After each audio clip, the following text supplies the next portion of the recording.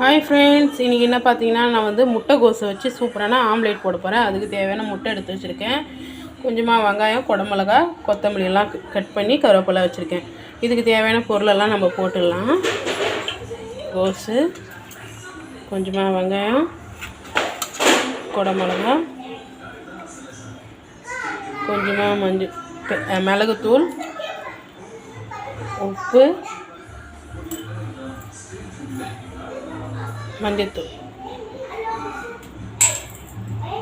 நல்லா கலக்கிக்கலாங்க. நல்லா இதுமாரி ஸ்கோர் கலக்கிட்டு கொஞ்சமாக எண்ணெய் ஊற்றிக்கலாங்க. நல்லா சூடாக இருக்குது. இப்போ நம்ம வந்து ஆம்லேட்டை போட்டுக்கலாம். நல்லா கலக்கியாச்சு.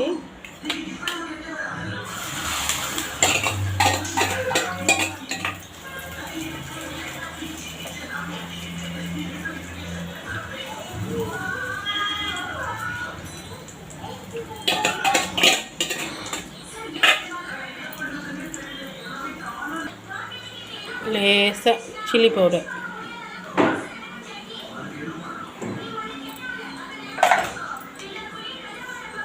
கொஞ்சமாக மிளகுத்தூள்,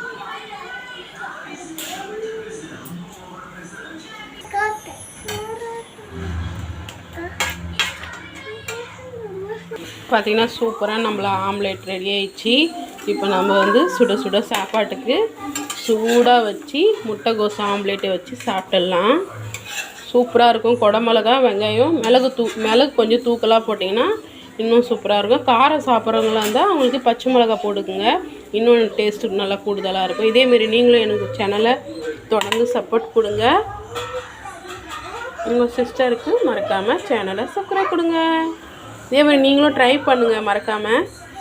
பாய்ங்க, நெக்ஸ்ட் வீடியோவில் பார்க்கலாம்.